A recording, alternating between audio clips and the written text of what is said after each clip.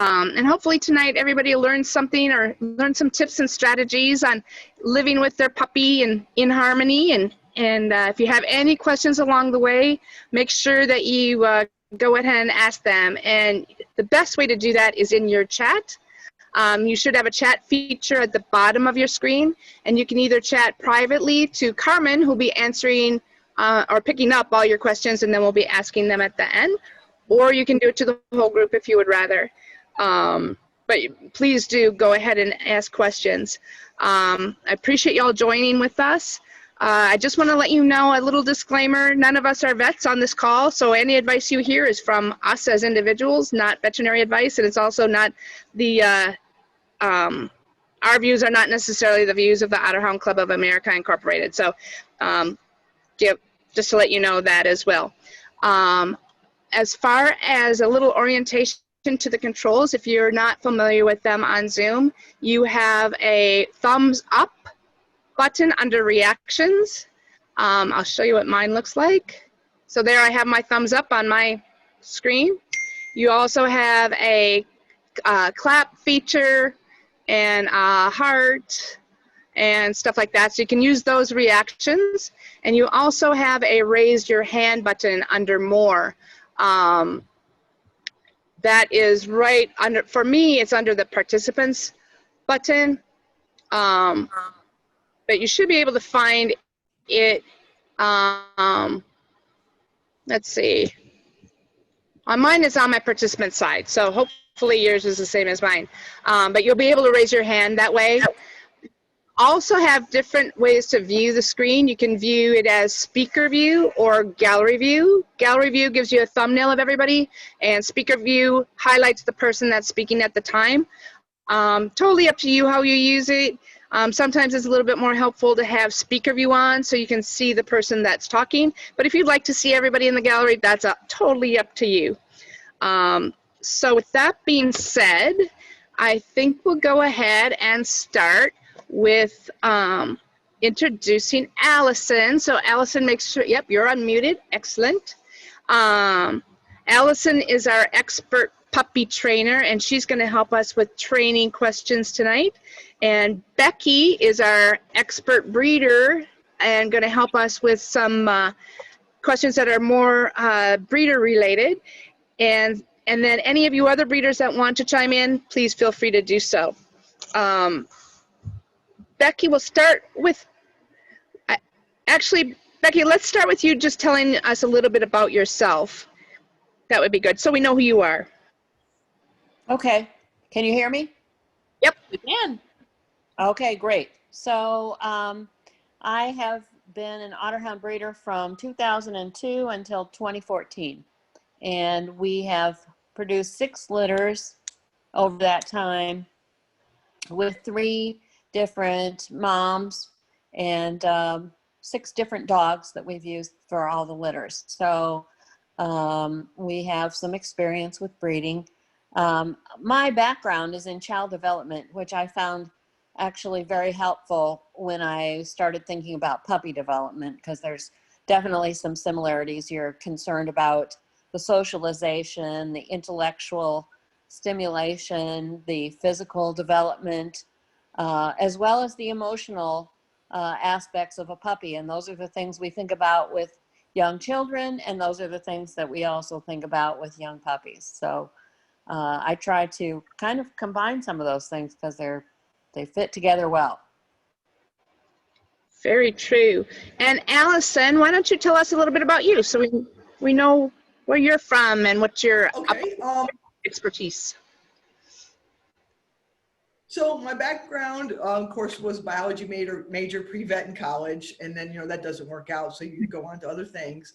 But I've always been involved with dogs, from training dogs, working in shelters. I used to work at the Greenville Zoo and trained elephants and monkeys. And so then when I was interested in an Otterhound, I met Becky, and we talked and talked and talked, and she was about to have a big litter. And that was in 2011, right, Becky? I think? 12, I think. 2011, 2012. Yes. And then there just weren't as many puppies out there that there are now. So I waited till, it took me till about 2014 to get my first otter hound, which I got from Ashka and another mom from another mother, brother. And so I have Adler. And then about a year ago, I took in Adler's mother to come live with me when she decided to move south because it was just too cold in Ohio. So, and I was dog training with our local club. I teach agility and basic manners and puppy class. And then one of our local trainers, whose name is Teody Anderson, some of you may know or not, she's written several books. She's on a lot of dog shows, and she needed a mentor. Her mentor had decided to quit, so I mentored with her for about 2 years, and then I worked until I retired from USC, and I've been professionally training for, I guess, six years now. Awesome. So that's my story. I never knew the elephants and monkeys part of that story. I love Did. it. Yes, yes, I had zoo camp, and so we trained, and I also worked for the vet. So when it was time to check fecals, I also got to collect lion poop, elephant poop, monkey poop, and so that was exciting when you're a teenager. Goodness, you were the poop collector. Oh, that's crazy. Yeah. Thank you for sharing that with us. So we've gotten some questions from the participants that emailed them in earlier. And so we're going to start with those questions. And like I said, for all you participating, any questions that come up along the way, go ahead and type them into your chat feature. So our first question, we have Joanne and Terry Render asked a few questions. And Becky, the first one might be kind of a little bit more up the breeder alley. The question is, our 1-year-old doesn't want to eat dry food until later in the day and has become very picky about it. What should we do? She went through her first heat over a month ago. Around that time, it became hard to get her to eat dry food. Before, she liked it so much that we used it as a treat. We tried various brands and now have only one that she'll eat with some spoon feeding and encouragement, and if it's augmented with cheese, egg, or meat, but never in the morning. She'll usually eat dog treats like biscuits or jerky anytime. So, Becky, do you have any response to that question or any advice? Sure.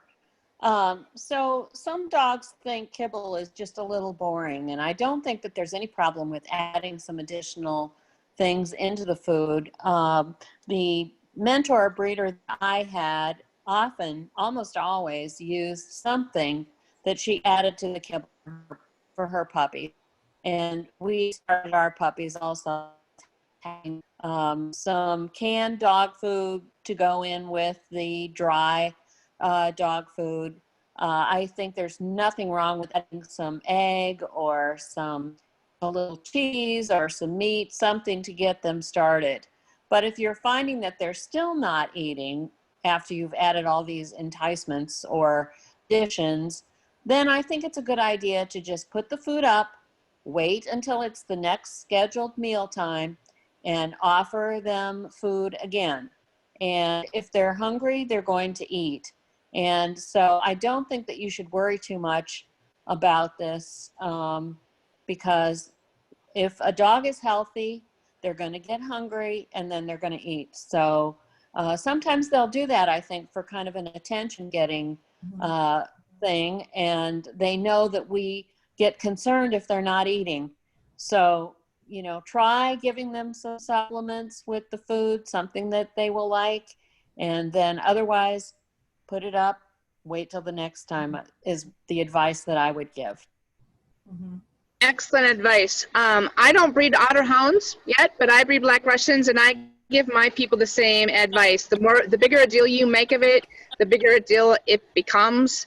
And sometimes you have to just take a step back and be patient. Ashka, do you have something to add? Yeah, just a quick one. I like to put some moisture in the kibble with my dogs. I figured that it's going to be easier for them to swallow if there is any moisture in it. So with puppies, I start with water, but my dogs get bored, so I just do a little stewish with canned meat or with chicken or with something. Not too fatty because fat will cause diarrhea or may cause diarrhea, but just make a little gravy to make it enticing. and changing the flavor of the gravy makes the kibble last longer, right? And then I also rotate protein source in my kibble. So I will get 2 bags and mix them together. And then when I'm done, I'll get another protein base mixed together. I use Taste of the Wild, so I don't, that they don't really have the diarrhea when I change the kibble. But if you rotate the kibble enough, their digestive system will get used to the changes. So I will say, just as an add-on, Cassie's sister Beaker was also having the same issue. She had her season last month, and then she went off of food. In order to, I guess, help it, we changed her food over as well to a higher protein kind of supplement. I think it was ProPlan 2717, something like that, and she is scarfing it because sometimes kibble is just so yesterday. It gets tiring sometimes. well, and girls in heat tend to be picky anyways because it's a hormonal thing. I had a picky Otterhound too, so that's another story. But just trying different things, and just like Becky said, if they don't eat, just wait them out. They'll get hungry. They're not going to die if they miss a meal or two. Mm-hmm. Yeah, and being in heat changes a lot of things. It makes them, a totally different dog at times. Like your dog that had this personality, once they're in heat or during their heat cycle, they can be a totally different dog. And the things that never bothered them before now bother them and things like that. So I think it's one of those things too that when they're in heat, to be especially patient with them. Katie, did you have a question? I didn't really have a question, more of a comment. I think it's great to add things in, especially when they come out of season, you need to get them going. But I just caution that you watch how much you're giving, post it after they're eating, don't always continue to give it because they are dogs that can kind of get overweight kind of easily. So just keep their weight in check and keep them in shape. I add a lot of fruits and veggies to their foods. Good advice. And they typically, that's excellent. Yeah, that's very true. Because dropping weight on an Otterhound is One of the a things, chore. can you guys hear me? Yes. Yes. You can hear me? Yes. Yep, Okay, you're fine. I think on my internet we're having a storm, so let me know. But just a comment about puppies. One of the common things I get with puppies is they won't eat. And what happens is we put the puppy food down in the kitchen and we're going around and the puppy's like, oh wait, they're moving away, I don't want to eat. Or I go in, oh wait, I don't want to eat. So they get so distracted that they won't eat. So people tend to leave it down and wait for them to eat later. So one of the suggestions, if you find your puppy doing that and you've added stuff and you've done everything like that, is I always tell my puppy, if they're having problems like that, is to start feeding their meals inside their crate. That gives them, if there's other dogs around, nobody's bothering them, and then they have to focus. They don't get distracted, so they eat, and so that what comes in will come out, and it'll help with potty training in the future. that's very good advice. We always start our puppies feeding them in the crate from the time they're starting to eat until the time that it's not necessary anymore. And like with Ellie, our Otterhound, we still feed her in the crate because she'll go steal other people's food. Exactly. And it's just here to Right. let everybody. And sometimes they eat so fast. Right. Yep. I agree with that. Anybody else have any And if they comments? eat really, really fast, The next question is, what's a normal amount of daytime sleeping for a 1-year-old Otterhound? Yee. Yeah. That's a tough one because I have right now Harry, who is 1.5 years, and he will sleep until there's movement of any kind. And then he's ready to go because he's like, oh my God, it has to be exciting. You going to the bathroom, right? I mean, I gotta accompany you, right? So I think that it depends on the dog, but there's nothing wrong with them being active or non-active when it's hot. I don't know. I never thought too much about it. Yeah, we my mom and I decided to total Raph and Beaker's. Raph is 1.5 years and Beaker's just turned 1 year. And I think we got to the conclusion that it's at least 16 hours. I mean, total, like overnight as well. So, and I mean, at this age, they're still growing and changing and all that stuff too. So, I mean, they sleep a little bit more. I mean, it's hot outside. Naps are fun. I get that. I get that question from a lot of people too. Is my puppy sleeping too much? And as long as they're healthy and everything, they need that sleep to grow and build their bodies. So it's not unusual for a puppy to sleep a lot. Becky, did you have? Yeah, it also kind of depends on what's going on in your life and your household. And so if you go to work during the day, the puppy is probably going to sleep during that time. And when you come home, you can expect to have a lot of activity and expect to be ready to play with them and engage with them. If you have another dog, they'll probably play.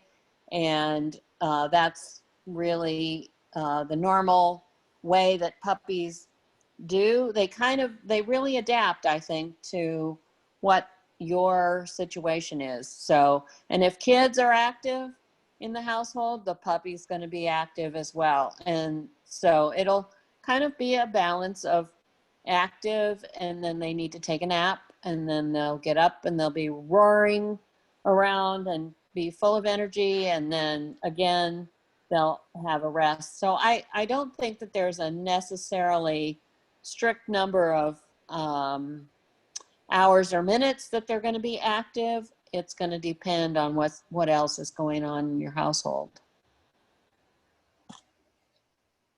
I agree with that as well.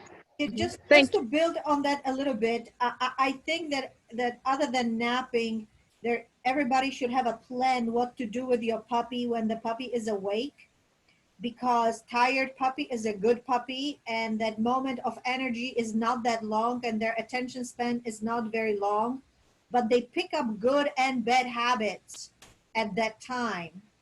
Right, so make sure that you have some kind of idea what you want to do with the puppy, whether it's a walk, whether it's a little good behavior, sit and stays and leave it and come in, right? Because they will get tired even with the mental stimulation, and they'll take a nap, and you'll have time to watch some TV before they wake up next time, right? True. Very true. Thank you, everybody. So here's another question from Joanne and Terry. Since Otterhounds were bred to work and live in packs, what problems arise if one is raised as an only dog? Can they still be happy? Don't everybody speak at once. Okay, so sorry. Becky. Okay, so I think that it depends on how much you want to be engaged with your dog. If you are engaged with your dog is going to be perfectly happy to be an only dog. But the important thing is to remember that the dog needs socialization, not only in your house, but they also need socialization going out. And I think Ian Dunbar says, 100 people you need to interact with within a very early time that you have the puppy. So 100 people in 100 days is kind of a guideline. And so it shouldn't be that your puppy is only interacting with you at home. And I know during the COVID time, this is a particularly difficult thing to do, but you can also take your puppy out to like here where we live. I can go into any of the villages around us, and we could sit on a bench and watch people go by, and we wouldn't have to be actually interacting, but it gives the puppy an opportunity to see other people and other things going on. It really takes being out there, and that helps make the puppy happy. And so I think a singleton puppy can get along just great. I have, and I bred a couple of singletons. Harry is a singleton. So what's important about a singleton is to know that their dog skills are probably less than their human skills, because they know more humans than other dogs and puppies. And a healthy interaction with another dog or another human doesn't mean being in another human's or dog's face, right? It's okay to sit and have them watch and just just learn about the environment and other dogs and other dogs' body language, because they just don't have that experience, right? And also, if you see that your puppy is getting overwhelmed by another dog, right, step in and save them, because unhealthy interaction with another dog or human will produce negative habits and negative attitudes in the long term, right? So just like Becky said, take them to a park. You can take them to like Petco or PetSmart, which introduces a lot of smells, a lot of other dogs passing by. And actually, I really like the 6 foot distance, because it doesn't overwhelm another dog. And if other dog is weird or also overwhelmed, right, that interaction will be maintained healthy. So again, healthy socialization doesn't mean that they have to play like crazy all the time with every dog and every person that they see. It's more of have an experience of a smell, movement, sound, that they go, oh, okay, well, that didn't happen and it was fun. So. Anybody else have any other advice for somebody who has only one puppy and not a pack of dogs that they're bringing that puppy home to? I do. So when I brought, and Carmen can kind of speak on this, when I got Penny, initially, she lived in my parents' house with me with 3 Airedales, but hold on, let me put Fago down. And then I moved to a house by myself and just her, and she was a singleton puppy. She was born, you know, only puppy in the litter. And it was important, kind of like Ashka said, to just make positive interactions. And positive interactions don't mean always playing with every dog you see in the park. That can actually turn to a negative interaction really fast. Sometimes all it is the puppies have loud toys. Sometimes all it is walking past and walking with good leash manners. It can be as simple as that. It's not always up in your face wanting to play all the time. And it's a kind of important that you don't let them do that, because they need to learn an off switch too. Excellent advice. Anybody else have any other advice on that topic? No? Well, thank you. That was all good advice. So Allison had to reboot. She was having some connectivity problems. And the next couple questions, Can I ask a question? Okay, so I have a singleton right now, and I'm bringing a puppy into my house. Okay. So how can I make sure my singleton is okay and the puppy is okay? I think everything is going to be fine, but you just never know. How old is the singleton? She's 3. The puppy is coming. So yeah, I don't have the puppy yet. So it's just like with introducing another dog into your pack. Okay. So you have to be protective of the puppy and the singleton at the same time. Okay. Because again, singletons, they don't have the social skill of playing with another dog. They don't know what it means to bite too hard. Or She's not a singleton from her litter. Oh, okay. She's just been living with us by herself. She's the only dog. Okay. Yes, so it's pretty much the same thing, which is be careful when you introduce them and don't let the puppy completely dominate that other dog, because remember that the other dog is queen of the jungle, right? It's her place, and suddenly that little thing comes in and it's in my face, right? So the natural reaction will be like, who are you and why are you in my face? So you want to make it positive for the puppy and for the adult dog. So you might have to step in when the adult says, I had too much, and say, hey, it's okay. Don't go over the board. And then if you see the puppy getting into that mode, just stop it and redirect.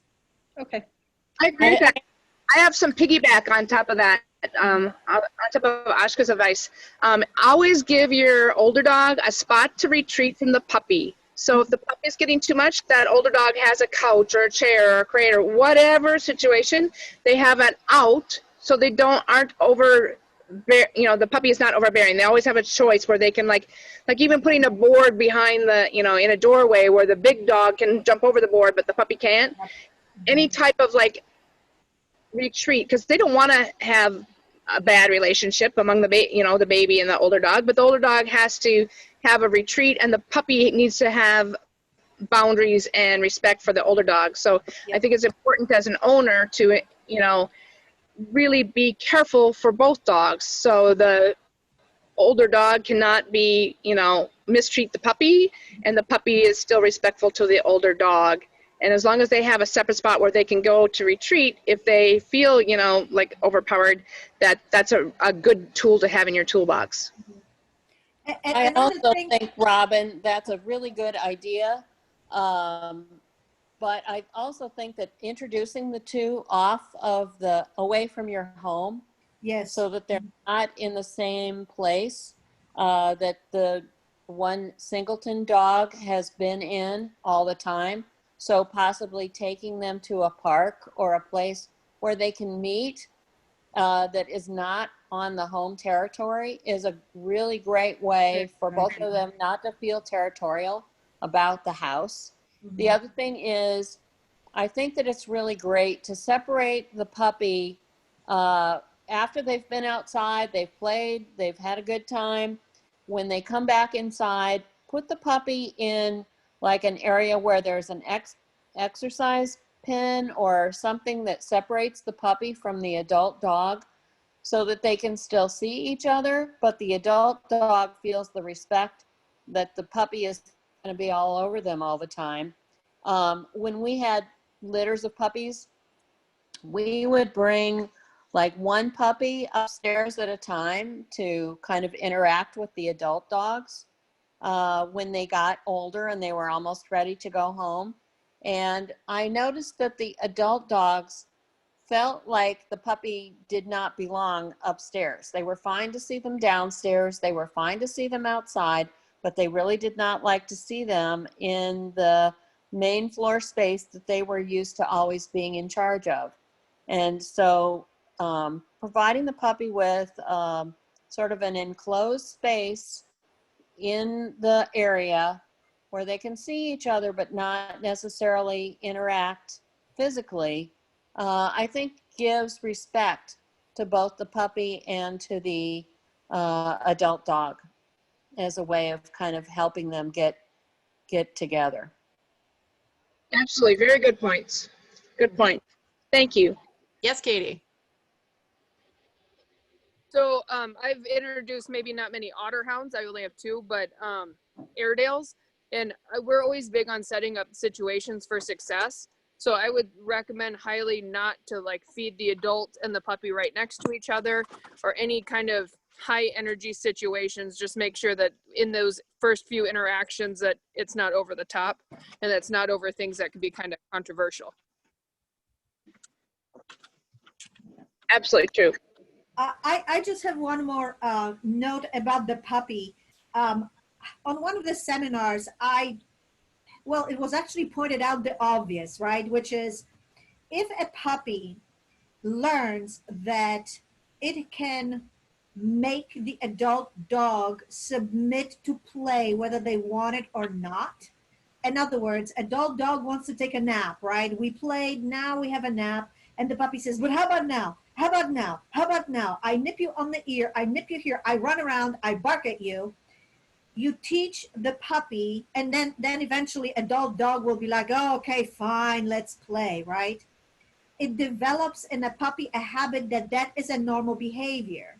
So now you take the same puppy, even a little bit older, to a park or to a friend's house, or they meet another adult dog, right? And they expect that there will be no punishment from that adult dog, and that being in your face will get the result they want, which is give up a toy, play with me, bark at me, react to what I'm doing, but don't really bite me, right?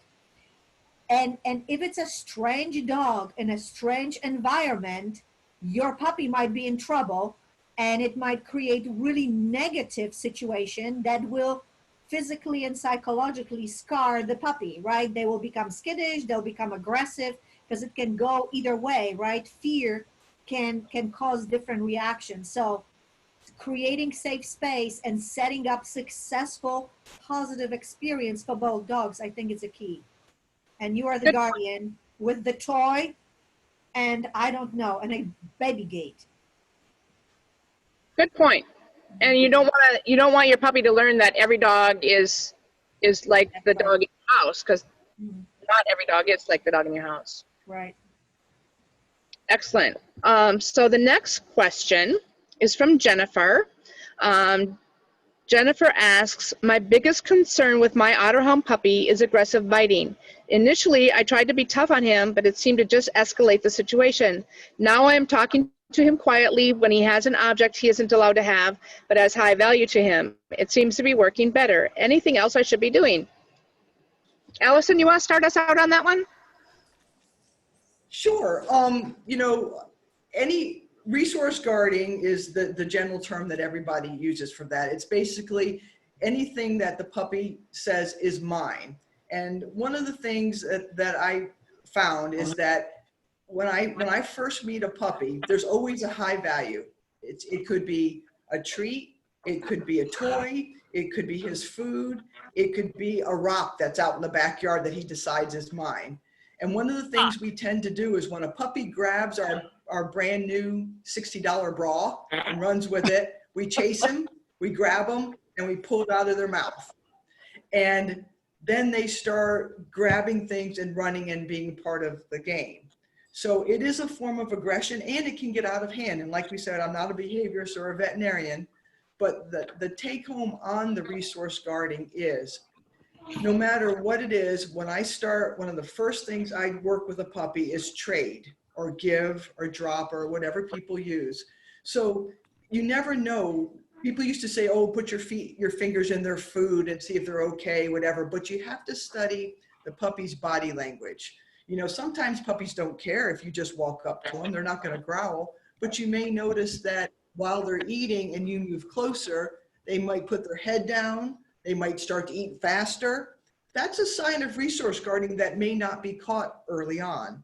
So when a puppy, I get like a bully stick. It's really specific items. It's socks, and he can be really, really aggressive. And so I'd yell at him, and then it would like go crazy. And so I'd be like, so yelling. So now I figured out, like, if I go calmly to him, it works better. But how do you get it out of his mouth? I have to, it's like eye to eye. I'm the alpha. I talk quietly, and eventually he gives it to me. But like initially, I was like yelling at him, like, "This is mine," and that didn't work at all. It just chasing him and stuff like that. Right. And so one of the things that, even if it's a sock that, he has to decide what it could be. It could be a sock. But if you start now, you want to have two objects, one that you think's lower value. So if the sock is, say, the highest value that he has, is teaching them trade. So you have, say, a toy that he likes to play with, something that you can give him and that you can take away. So he's got the toy, he's engaged in it, and you can say trade, drop, and then you take that higher value, maybe a treat, piece of hot dog, and you trade it with him. He'll drop the toy. He just got rewarded for dropping something that he thought was high value. This is puppy. This is not when it's escalated into something else. Right. And you keep doing that on a regular basis. So the next time he gets that sock, you say, drop it, it comes out of his mouth.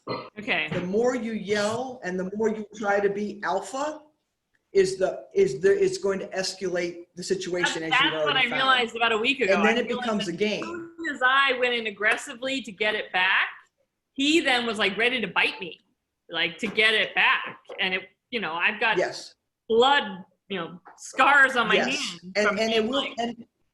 And it seems to work better if I lower the level, but I like the idea of trading too. So if I always have a liver treat around, and I say, because it's practicing with that. Right. I like that idea. It's something that it's an interactive thing, lot of people will have ropes and stuff, all kinds of toys laying around the house, and most of the dogs don't care about it. Sometimes they just want to tear them up. But the kind of toys I like are the kind that we can interact with. Some people aren't all about Tug, but Tug teaches you to start play. You can take this toy, I'm giving it to you, and then we're going to trade. I'm going to give you something and you're going to give it back to me. Okay. And then when we're done playing, I say, enough, we're done, and we put it away. And then it's a command, and he understands that because he's getting rewarded for that behavior. And that behavior that gets rewarded hopefully will be repeated. That's the goal. Oh, that's great. Thank you so much, Allison. Oh, you're welcome. Welcome. I have a boy suggestion or idea that you might use, and it might work in multiple situations, including the toys. So my boy Ozzy, Adler's father. Yes. All bad habits came from Ozzy. He is very, I'm the man, and I will not submit to your rule. So what I do with him is I have to prove to him that I'm not a danger, meaning I will not take that sock and the sock is gone forever. That when I'm doing his toenail, there will not be a blood gashing out of his toes, right? When I'm changing the bandage, his body part is not gonna fall off. So we have that conversation. And I do toenails on the couch, which means my dog is on the couch, I'm on the floor, and the giant head is at the level of my head, yeah? So in your case, I would have a sock and I would have a whole routine and say, all right, today we're gonna play with the sock. Look, I have one sock, I have a second sock. I will hold the sock for you while you chew it so you know it's not going anywhere, but we have a good time playing with it. And then I will have a treat in my back pocket and I will say, hey, how about a treat if you give me this sock? And after we do that treat, I'm gonna give your sock back, right? Because it's not gone away. We're just playing with it, right? So we are setting like, him up for success. that's right, that's right. So Right, it's like, not like I'm I'll be taking it happy. away. Yeah. Mhm. And I do the same technique with his toenails. And I said, all right, let me see that toe. Let me see what's inside the pad. And he'll be like, he'll give me the look. And I'm like, all right, there is no death. There is no pain. We do it together. What I discovered with otter hounds is that it is negotiating all the time. If you try to force them and pull that thing out of their mouth, it's just not going to work because they are going to come back. And especially your puppy male, your puppy boy, right now, it's not a problem. When you have 120 pounds on you, you have a problem, right? Yeah. So, and it helps with any kind of vet issues, pills, bandages, you know, thorns in the foot or in the ear. It just saves your life.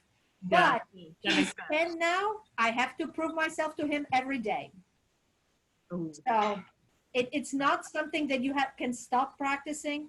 You just continue that relationship. Right. Well, and we just lost our Spinoni, who are much more low key, and we've had sort of Clumber Spaniels for 20 years, who can be stubborn, but they're much smaller, so it's not as much an issue. But Peeves is 3 months old and he's almost 40 pounds, so it's just a whole different dynamic. Yeah, experiment while he's 40 pounds. And much easier than experimenting with 100. So Right. And I found too, I've talked to a lot of people, whether it's an otter hound or not. There used to be my mentor, old school. When we used to want a dog to walk nicely by our side, we jerked it by the chain. If we wanted it to sit, we would push its butt down. And those trainers say, yeah, I was really good at it. And the dog did it. But you take an otter hound or even a pit bull they're soft. They don't like to be yelled at. So we found, I do positive training, clicker training. And I found with Adler, male, he had resource guarding issues with his food. His food's not an issue now, but sometimes Food is not his issue. It's really these particular items that. It's whatever they decide. Right. It's like it's a towel. Socks are the thing, but sometimes napkins. Yes. Grab a napkin off the table and he goes berserkers. And so what I think with a napkin, it's like, if I know what it is, it's a napkin. Is he gonna die? So I'll go, no, he might swallow, it's okay. But so I'm gonna take the time and I'm gonna go to the refrigerator and I'm gonna get that piece of Right. cheese or whatever, and I'm gonna say, Adler, trade.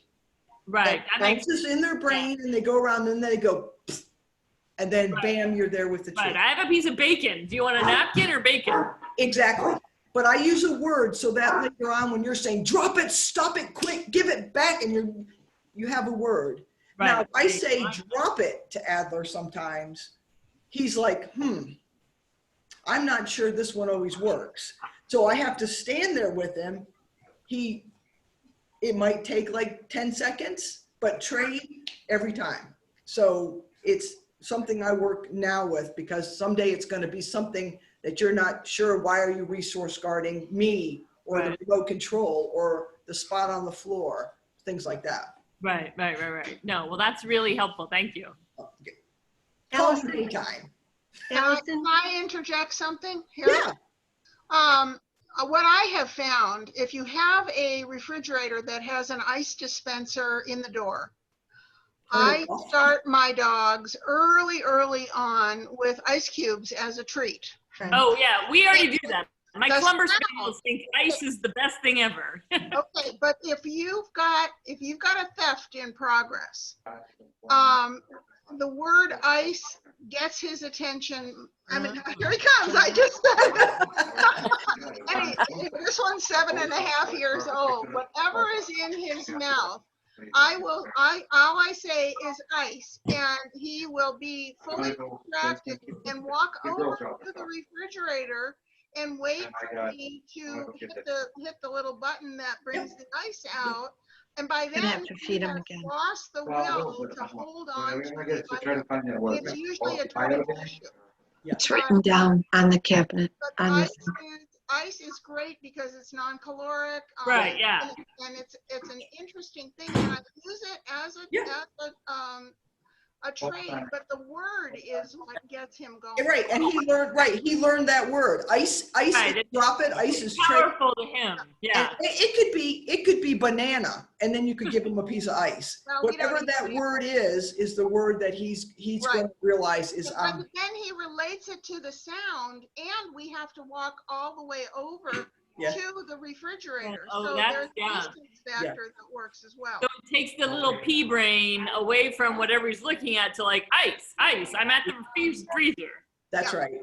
Yeah. And I give it to him as treats also in between, not just because he's taken something that he shouldn't have. Yeah, no, I could do ice too, because we when I take my dogs for a walk, we always have ice at the end, and that's a big treat. So ice could work for us. Yeah. But again with the ice, and this is gone, and Adler's sister Darby, he liked ice, so he learned to go over and get his own ice.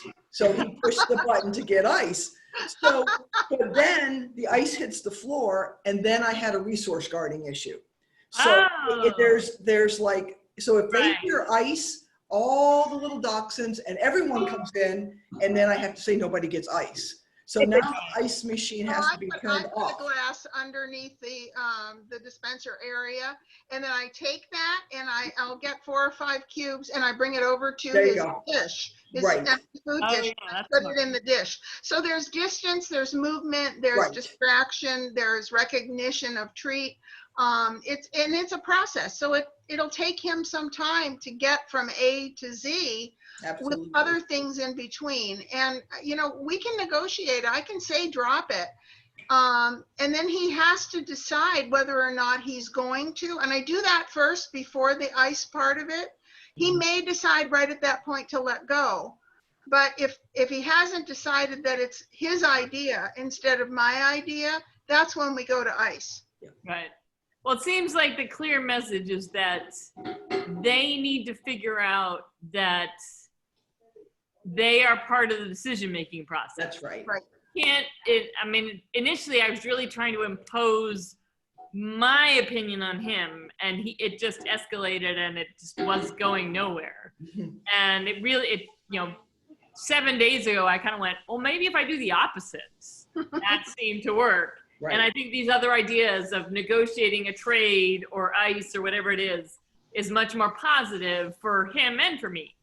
Yeah, and you want it to work so that when he's got something like you don't know what it is, did he just Right. pick up a snake in the backyard, or did he get something? You know, he's on his own with the snakes. Yeah. So yeah, I mean, that's the thing. If I know, like he's got this look, you know, they're standing there with their mouth line, like, and you know there's something in there, then you know. Already seen that. Yeah, we've only had him a month. Yeah.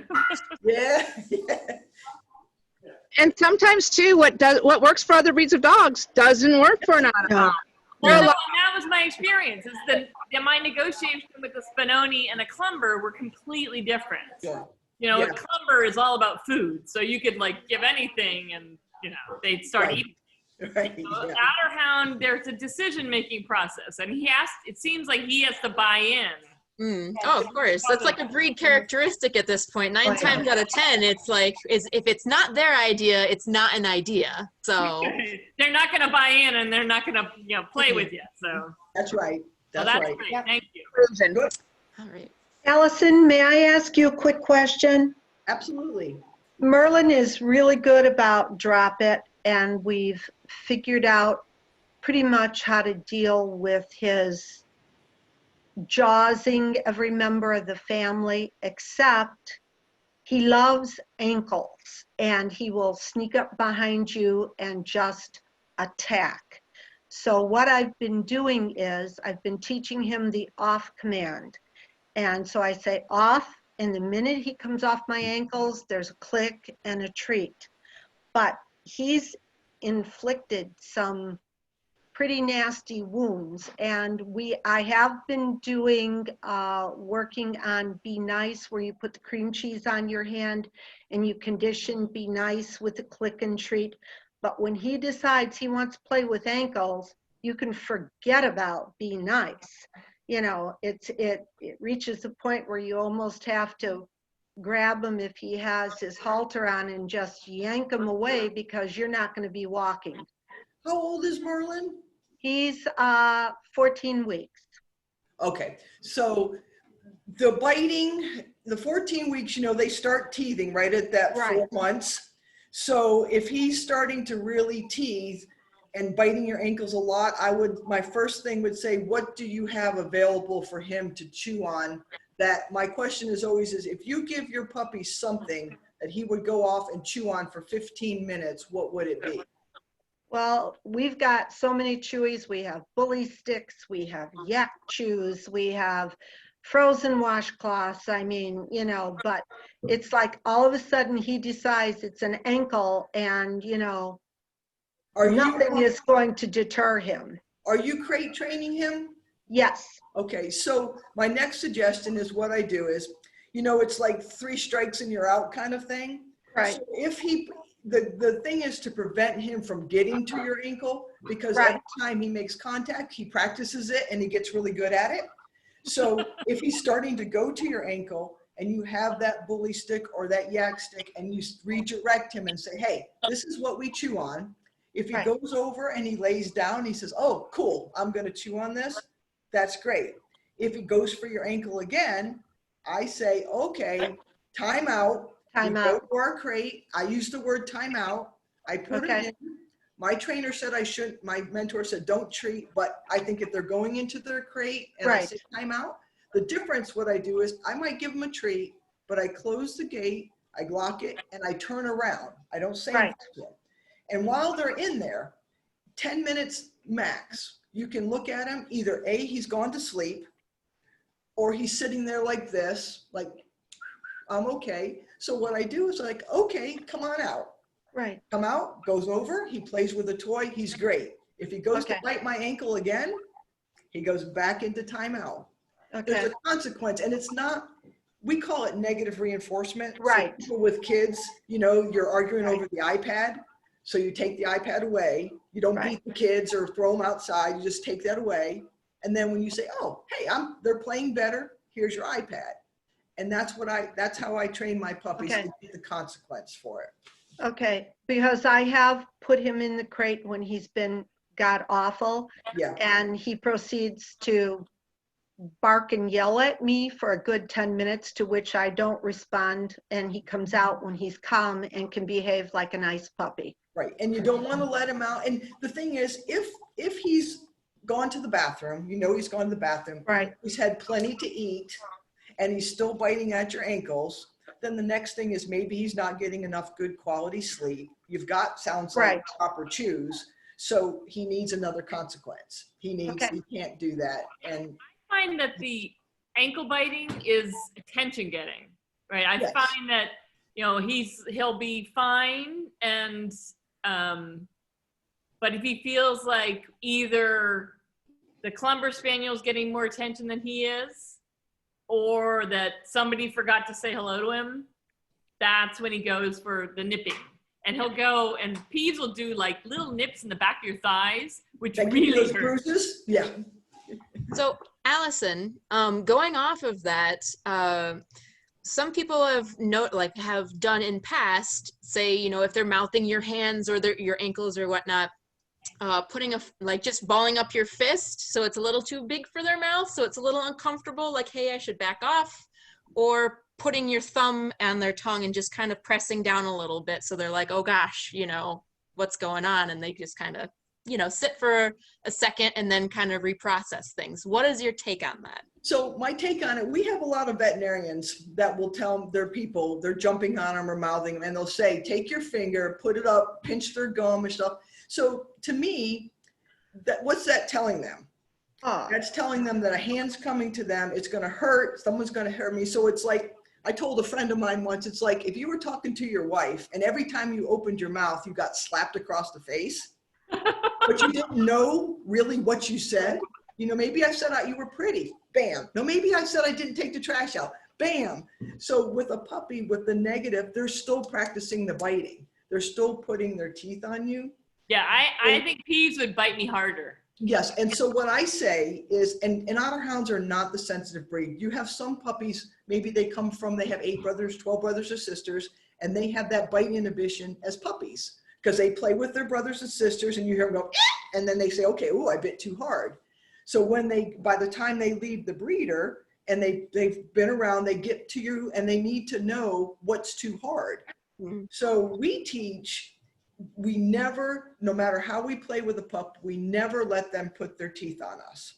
Right. Because if your husband, I'm not picking on men, but or sons are going to play rough with a puppy and they're going to say it doesn't hurt. And then you're going to put your hand down there and he's going to bite on you and you've got skin and it's going to hurt bad. So I always replace, if you can try this, if he puts his teeth on you, you kind of sound pitiful, like, oh, and sometimes you get up like that, and then you can redirect them. Here's what you need to be chewing on. And again, it does the same thing. Sometimes they just get overstimulated from other dogs playing, and they're like, I always say they're like children at Walmart that are screaming, and the moms are doing everything, you know, to try to keep them quiet because they don't have a dirty diaper, they ate, but they need a nap. And I just feel like puppies lash out and they get bad when they're tired. And well, one of our problems is, so I try to sort of work with the puppy. My daughters, who I love dearly, tend to be like, oh, it hurts. I'm like, no, you need to make sure he knows that it hurts. Like, ooh, doesn't tell him anything. Like, you gotta like go, ow, that hurts. Mm-hmm, mm-hmm. And you have to, when you do the ow, if you're on the floor and you're playing with a puppy and he gets all wild and starts biting your hair and pulling all these things, the best thing that you can do is to stand up and withdraw your hands and say, hey, it's enough. Right. And we're not playing anymore. And then you walk away and he gets his feelings hurt and then you can go back again and try to play. You already got the main.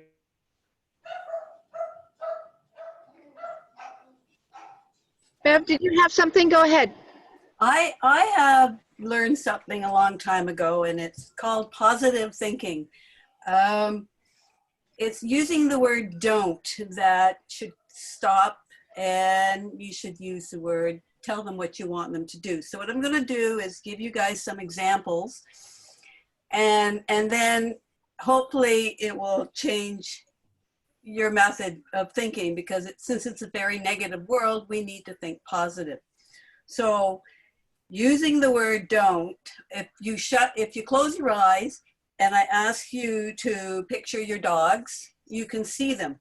If I ask you to picture your house, you can see it. But if I give you the word don't, what do you see? Nothing. So a good example is if I say, don't go on the road, what do you see? Go on the road.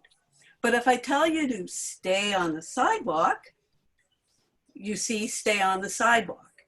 So it's in training, it's important to tell the puppy what you want them to do and avoid saying, don't do this, instead saying, do this.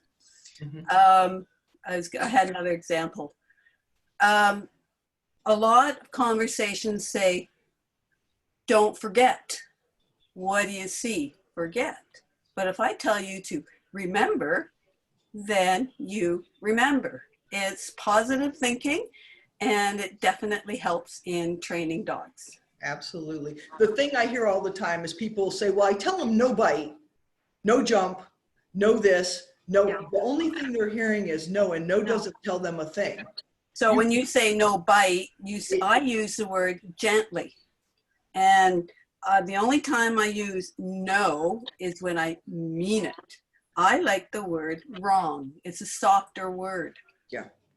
We do, like, if it's something wrong, you know, I used to go, and I got in trouble for doing that. But it's like, you know, you kind of go, uh-oh, or you say something like, and for example, if they're peeing, let's say we're talking potty training. I just had a client. I said, your puppy needs to go out. No, he's just standing. No, your puppy's about to pee. No. Sat there peeing, and they just sat there. And I said, okay, well, he's done. I guess I'll clean it up. And I said, if he starts to pee, you watch the body language, you can clap your hands, you can yell no, do something to interrupt him, and then take him right out and let him finish. And it's all about understanding the body language, understanding that dogs don't know English, but they learn words. They know treat, they know car ride, they know. But if we don't teach them to potty outside, they're going to potty in the house. If we don't teach them not to bite, they're going to bite.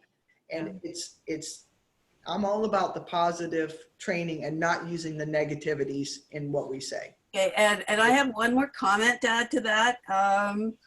It also works on kids, spouses, you know, any friends, anybody. So if you tell them what you want them to do, then they start thinking positive. So it's something I know it's hard to change a negative attitude, but if you start thinking what you want to do, then it becomes natural and it's a lot easier after a while. Mm-hmm. Yeah. I agree with that. It's so important to have open communication with you and your dog, and no doesn't tell them anything. It's not a command. But if you say lay down or give them, you know, some idea of what you want, then you open that line of communication. Mm-hmm. So I have a thought that's also really obvious but very difficult to execute, especially on male otter hounds. All dogs need exercise. Males are bigger. Males, at least the boys that I know bred, own, or co-own, need more movement, more exercise than my females. They just do. If they don't burn that energy outside by you providing them an outlet, they will still burn the same amount of energy chasing you, chewing on stuff, being just a little bit neurotic, not being able to settle down. So my goal in life is to get my otter hounds tired every single day. So I have one of Joey's last breedings. Mm-hmm. So one of the 14 group. Yep. So he hasn't had his last shots yet. So he's not allowed to go kind of out in the world yet. I think the last shots are next week. So how far can I walk him? You know, when he's that young? It's not about walking, it's about exercise. You can maybe go outside and throw the ball around, or... Right. Well, he does. I mean, that's exercise. My Clumber Spaniel has lost 10 pounds since we got the otter. That's great. So one of the, So he does, I mean, he plays a ton. I mean, they're constantly, I mean, they're behind me like wrestling right now. And we did the fenced-in yard because Joey required it. So he runs around, he gets his yayas out there. Yeah, But- so exercise is not walking or running. Exercise is motivating them. Just And activity. that's right. well, and sometimes you'll find too that we talk about now sniff walks. So Right. Oh, know, yeah, the thing, yeah. the thing about not taking the puppy out till it has all its shot is really, if you read like the Association of Veterinary Behaviorists and what Becky said about Ian Dunbar, and now you add COVID to it, we are hurting our puppies. The puppies that I've seen since end of May, 1st of June. I have a 9-month-old golden doodle who has never left the house. So they want to walk it. And it walks outside and it's like it just got, you know, Disney World. There's too much going on. It's scared. It won't move.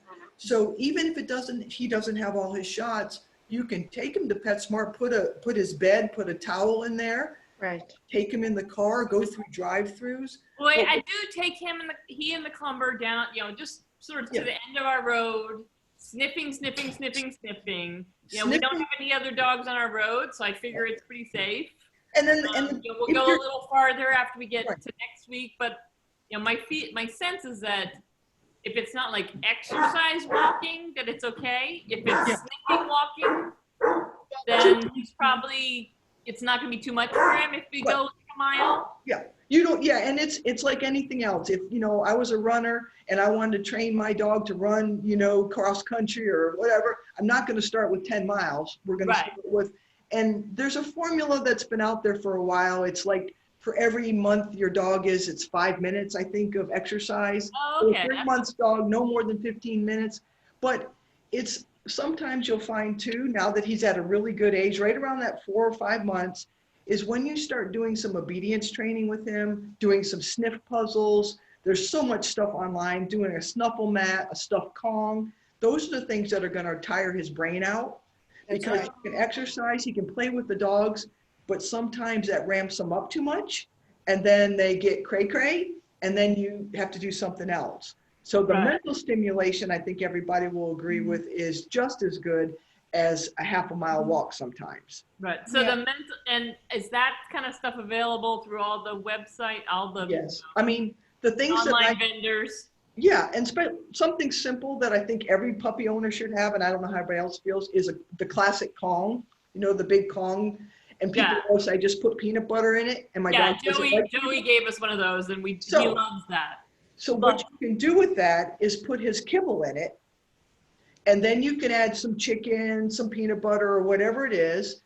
Give that to him in his crate, so he has his own time. He's got to work. Why should we give a puppy their meal in a bowl and say, here, eat it, when we have 2-3 cups of puppy food we can train all day long? Right. Sit, come, you know, all kinds of games with their food.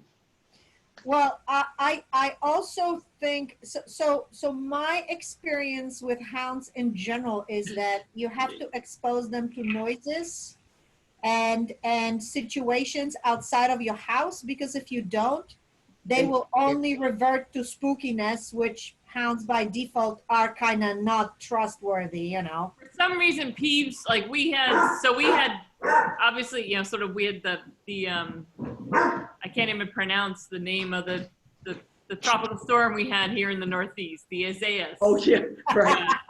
Yeah. And he was not, I mean, thank God, of all the things he does, noises don't bother him. So, you know, we had him sort of through fireworks and And it doesn't mean that someday it won't happen. Right. So, but I think part of that is the clumber is not bothered by it. Good. So Good. he's like, okay, she's fine, I'm fine. Yeah, good. Eileen, you on mute. Eileen was trying to say something. There you go. I think the German Shepherd people say their dogs have to meet 100 people in 100 days. Yeah. I think that's a wonderful thing for all breeds. I take my dogs out and start tracking them anywhere between 7 and 10 days. I don't think you have to worry after 2 shots to take your puppy out. I was gonna say the same thing. I I agree. really don't.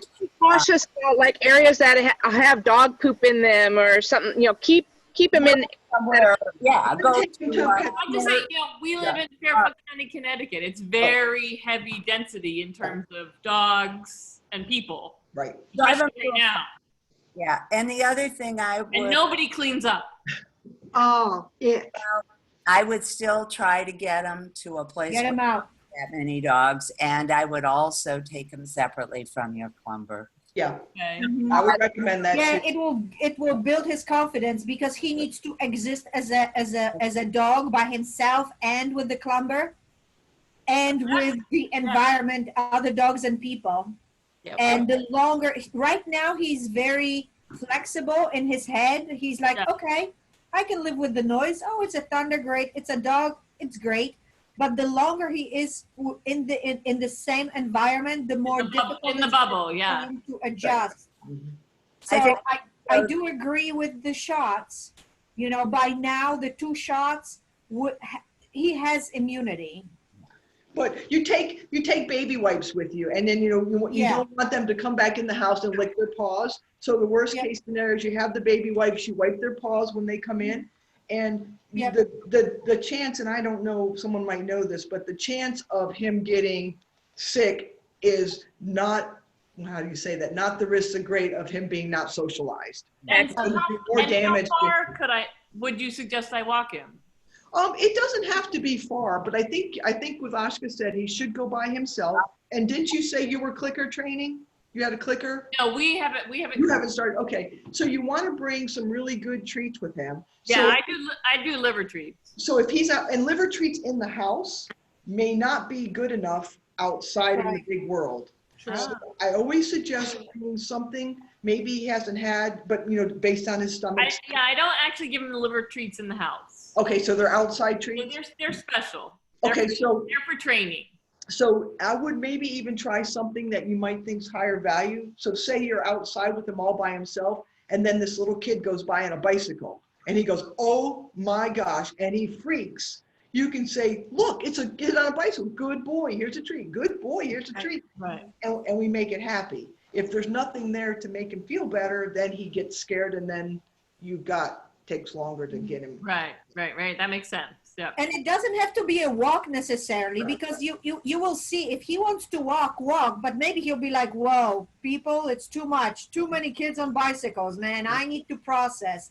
Then you Cars. just stand there and let him process. That's it. He's super social and he likes people. He's met some other people and he wants to be like with the humans. And if humans ignore him, he's like, what's wrong with you? Yeah. Like, Right. play with me. Right. But But good you have place- to teach him that it's okay to ignore humans. It's a good Right. place, like Lowe's or Home Depot. I think somebody posted. Yep, they do. If you bring them in, you put them in the cart, you bring the treats. And one of the things with puppies too, puppies, you think they all want to be petted and loved. Another thing to be careful of as you go Right. out, people have now they have space because of COVID, but they'll just come up and they'll say, Oh, yeah. "Puppy." And so you want the puppy to say, "Can I pet your puppy?" And if that person puts their hands down, the puppy goes, "Yeah, no." Then you make up an excuse and say, "You know what? He had his shots. He doesn't feel good," and you move on. But if the puppy goes up and says, "Oh, yeah, you're cool," then they could, if you want him to pet or you give them a treat to give him. I trust the puppy over a lot of people I Absolutely. know. Yes, absolutely.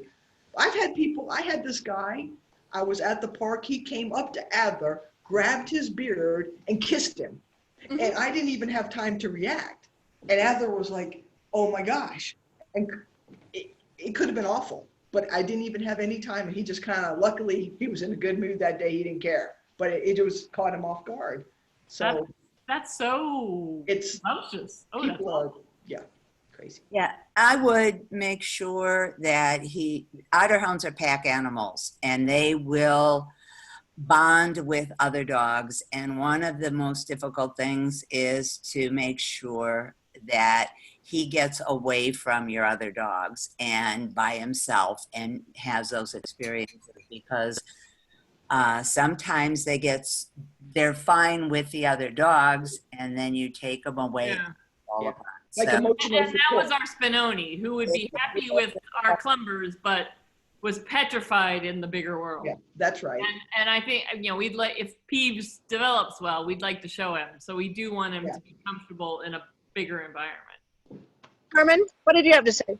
So in the inverse of this, because this is the time of COVID, if your puppies get to be too old and you haven't socialized them like you didn't have the ability to, what would you do in order to try and build their confidence again and getting out into the inside world or outside world? I would find a couple of dog people to take them to. Not a big thing, but arrange maybe some friends who love dogs so that it's very non-threatening, and they get outside, they meet somebody outside their home base who is super nice and experienced, so they don't run up and grab their beard and kiss them. And if they have to, they can feed them treats without staring at them. And I would do that, start off with friendly dog people, and in one spot where it's not, you don't have sirens running down the street and, cars backfiring. That's what I would do. And I just kind of move out very cautiously. But the best socializers, I think, are dog people. They're wonderful. And I don't know how everybody feels about clicker training, but I found I have a couple clients right now, like I said, that they haven't been out in the world. They don't have any confidence. And sometimes it's a matter of, I warm them up, pair the clicker and the treat. Next thing you know, they're like, hey, that's pretty cool. And then we have a way to say it's okay. It's all right, and click and treat, and it builds confidence. But when they get so scared, it takes a long time. You can't just put them out there. And I'm seeing it, it's sort of like they're a whole new age of puppies. COVID puppies are a whole.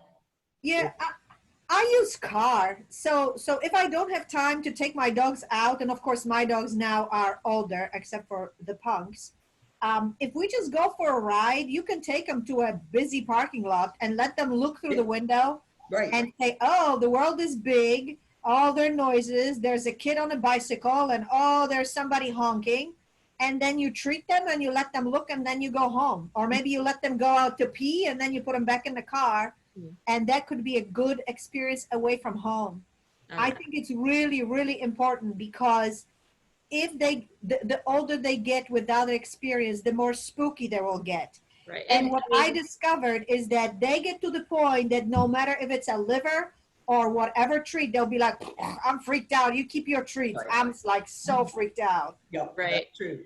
And I mean, with That was the Spinoni. He was so well, neurotic. and with so many puppies out there now, and they're all gonna turn a year, and everybody knows hounds at a year old, they start getting squirrely, So, I mean, that coupled with trying to socialize, it's like, you kind of have to work it in somehow so you don't like pancake it almost, you know what I'm saying? And Well, I guess I think that the 6-foot distance is really good for dogs and for puppies, because, my dogs are diplomatic, meaning they like other people, but then they got things to do, and I don't know you, so really, I mean, please. and it's hard too. People they just don't like. Yeah, that's right. And some people, Right? right. And they know. So it gives you that space, right, that you don't have to really explain. Because I used to say, oh, don't worry about it. My dogs are antisocial. Or I would say, hey, we are in training. We are learning to be a super service dog. Or I don't know. I'd make some story, because my dogs would be like, I don't want anything to do with that person. So Yeah. the 6-foot distance keeps you safe and keeps your puppy safe. So just go out there, not for long, but let them process the environment. Because Yeah, otherwise and you got I a think you have to spooky dog. respect what the dog thinks, right? Mhm. Like if the dog doesn't like a person, don't force it. That's right. Never. It's like making us go up in front of, like, what's his name, Jason, or the it's like a monster. It's like, Right, here, right. listen to this guy. I don't like him. Yeah, I don't like him. Don't make me do it. Yeah. Okay, one calming technique that you can try on your dogs is when you take them out to a situation and you feel they might get stressed is start your hand on top of their head. Keep your hand on their body and run it down their shoulders, down their back, and all the way to the tip of the toe, to the tail. And if you do that a few times, that's a T-touch calming technique that can help settle them down. Yeah. Another calming technique is, and we've got ears, so we can do this, is you put your fingers inside the ear and the thumb on the outside, and you just rub your hands down to the tip of the ear. And that's another good calming technique that in a stressful situation, it could help them out. Mhm. I'm looking at some comments here, and there's a Lola with mouthy behavior, 15 weeks, getting large. So I actually do, so two things with puppies when they get mouthy that I do is I never approach a puppy empty-handed. I have a towel, sock, toy, something in one hand, and then I make the other hand big, not necessarily fist, but I don't let them bite me anywhere. I just put a big hand in front of their face while I shuffle the toy or whatever I have in the other hand in their mouth. But if they do get aggressive, you have to find a way to correct it. I use the positive technique until it's time to do the fear of God. And fear of God is that I really seriously say no, and it's a growly low no. And then they go, whoa, because a 15-week-old puppy will be 80 pounds very soon, and that no is not gonna work. Right. So, and especially, yeah, you got their little dogs that she's moving around, and there's some alpha behavior. So I would be correcting it. And Allison, you gave a lot of very good points before, but I'd correct it right now. Yeah, I don't like the practicing. Someone mentioned about, putting like something and teaching a soft bite. If my otter hound was going to be a hunter, like a retriever, or those that need to know what a soft bite is because they're going to get a bird, I don't do any of that, so I don't know. But there should be no biting. There should be no teeth. I do no bite. Yeah. Ever. And you've got to.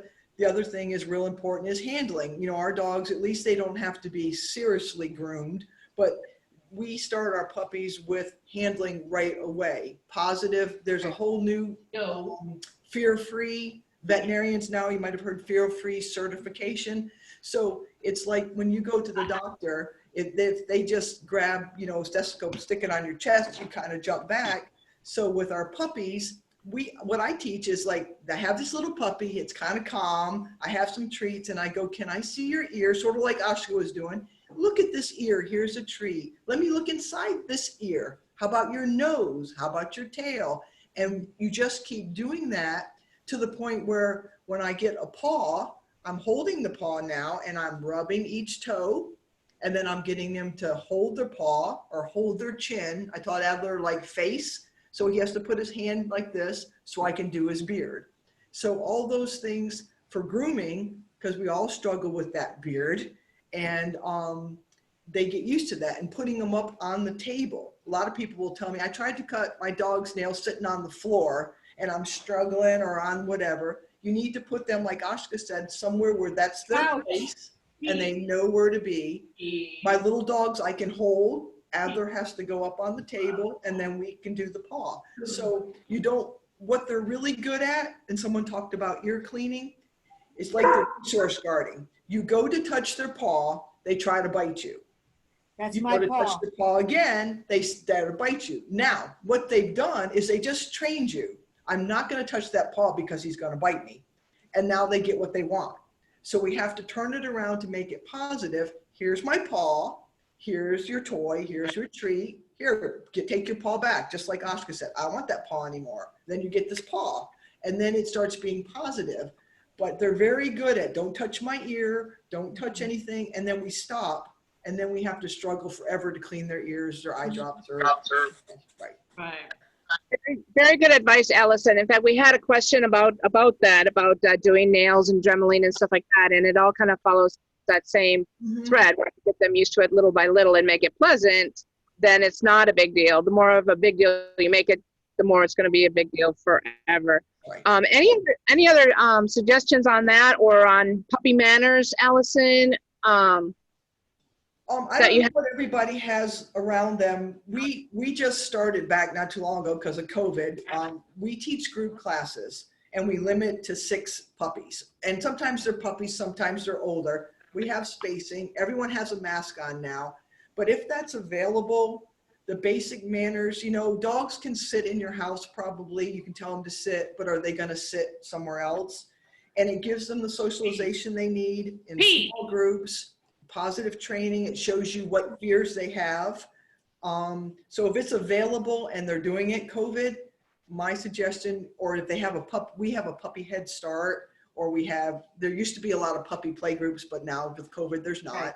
So if there's if you find a fear-free positive trainer that will do a puppy head start, come to your house. And we work on feeding, crate training, potty training, sit down, trade, handling, little things like that you can start working now so that when you really need them, you'll have it. You made an excellent point about grooming, because most puppies, I want to say, don't require much grooming. So you go, oh, I don't really have to brush it. There's nothing to brush, or there's very little to brush. And then suddenly they become fuzzy and you go, oh crap, now it's growling at me. Look at it. Or it wants to chew me, or it wants to chew my brush, right? And oh, what do I do? And oh my God, now I have 100 pounds. And that boy is adolescence growing into his balls. And he's like, you are not going to touch my ear, right? So work on it now. I do. So my Rachel, she's 4 and she is on steroids. So she never in her life had to have her toenails done because she just wears it off. The only otter hound that does her own toenails. But when my other otter hounds get their toenails done, I fake it with her. Literally, I take the toe and I pretend we are dremeling something that doesn't need to be dremeled, because when she maybe slows down and I have to do her toenails, I don't want to fight that battle. Chin, very important. I hear stories about smelly chins, chin infections, bacterial infections. I'm obsessive. I brush that chin. If I need to brush it twice a day because I see some funk, I'll do it. Yep. I keep it dry. If I need to cut some ugly nastiness, creature in the beard, I do it. And my dogs are fine with it, but it didn't start like that, right? We're fighting the battles. It's my chin, it's my paw, it's my ear. So start now, even if you think you don't have to.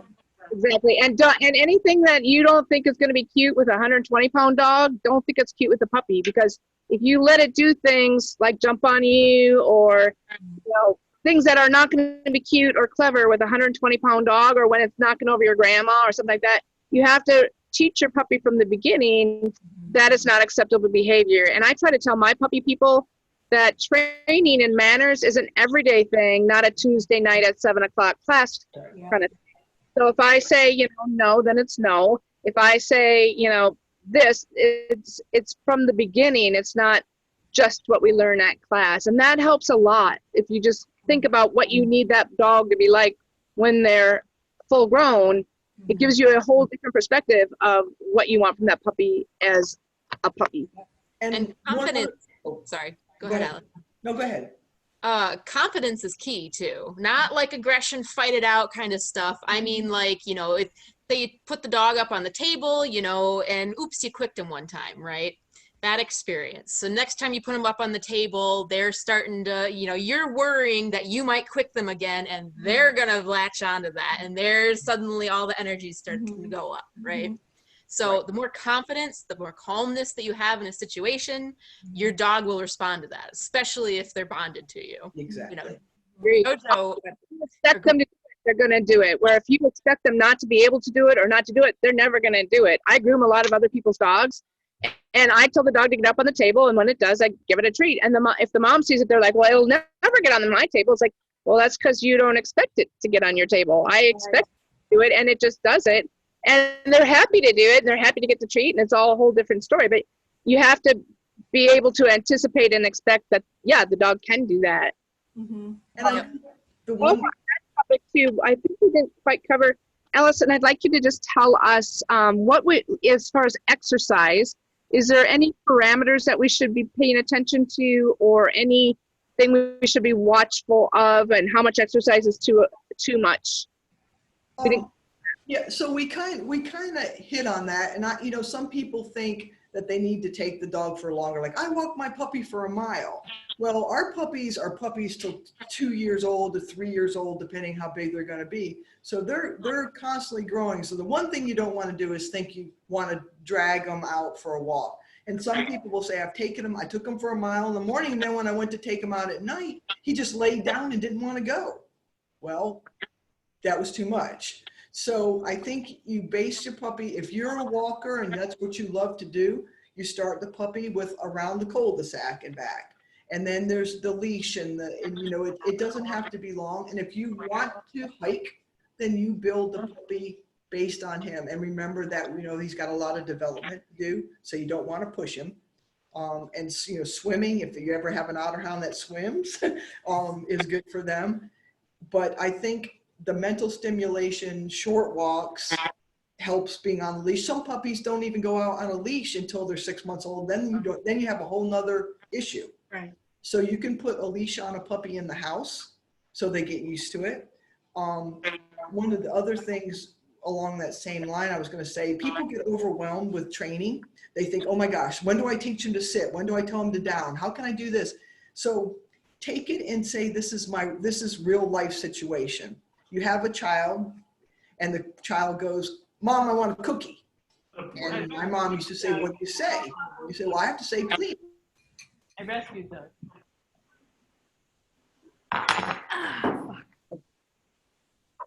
Uh-oh, she froze. I would never jump a puppy. So when your puppy wants something, we're not talking about jumping. I didn't say anything about jumping. Yeah. Sorry, you froze for a little bit, Allison, so we kind of missed the pocket of what you said. What was the last thing you heard? Oh, the cookie. The cookie? For a The kid. cookie. You said about Cookie, please. Oh, cookie, please. So we're talking about like say please. When children want something and they just say, give it to me, and we say to them, what do you say? So when I'm training my puppy, he wants to go outside, maybe to play, not potty. So I ask him to sit, because that's like, say, what do you want to do? We'll sit. Okay, now you can go outside. You want some water? Sit. Here's your water. And then you start working on sit and sit, stay. And that goes with your real life. You want to put your leash on? You want to go for a walk? Sit. I'm putting your harness on. They start biting and mouthing and rolling over and doing all that. You just stop putting the harness on. So it's making it fit with your schedule and what you want to do with him. Excellent advice. Some people never And want I to would work with them. I would say have a plan. Don't work on everything That's all right. the time. Right. Just have a plan. And even if you need to jot it down, not to get confused. Right. I know when I work on some rally maneuvers, I put myself a sticky note because I don't want to make it too complicated for the dog. Break it down, make it easy, make it short, make it fun, and then you're done. And the puppy is tired, and then you can go up and watch TV. And along on that line too, one more thing, is when you've got a lot of people in your family and everyone's saying different things. You might say the puppy jumps up on you, you say down, but then someone else is saying down to lie down or off or whatever. So what I tell people, decide on what word you want, decide on a hand signal that you might want to use. So everybody, when they say off, that means they started to jump or they're on the couch, and it's not down, off, stop, quit, don't do it. And that opens up the communication. And once the puppy understands the communication, is why I like clicking, you start getting the light bulb that goes off and goes, oh, I get this. Because we talk too much, like I do. I talk too much. Just stop and shut up. That's it. Done. One other thing that sorry to interrupt you. One other question that we got an email about that I want to cover before it gets too late is that Lisa Kashik wanted to discuss novelty. What's the best way to handle a puppy encountering something new, like a goat, fire hydrant, backhoe, another dog, being afraid of it, wanting to either run away or bark excessively. We haven't covered that tonight, so I'd like to have a discussion on that. Allison, go ahead. Oh, so that's basically it's fears, and which come out with socialization. But barking excessively is one that we get a lot. So you have to kind of figure out, is he barking because he's scared? Is he barking because he's frustrated? Maybe there's a puppy over there he wants to go to and you're not letting him because you have the leash. So he's barking, barking, barking. So once we kind of figure out why is the barking happening, then you can address the behavior.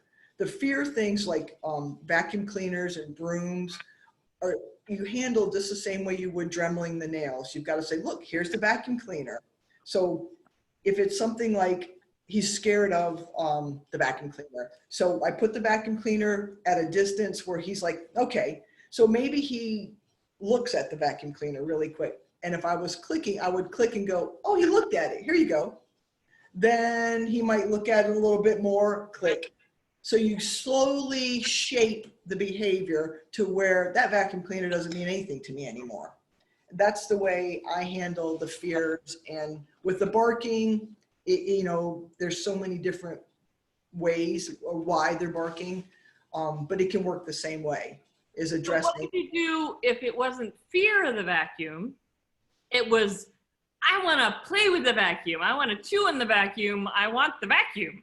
Yeah, and usually it's moving, so they want to go after it. So one of the things that we would work on eventually is here's the vacuum, and then either we work on a sit stay or eventually a down stay, or I put him in a place, like if he has his own bed, put him in the bed, give him the bully stick, run the vacuum cleaner. Just redirect him from that behavior.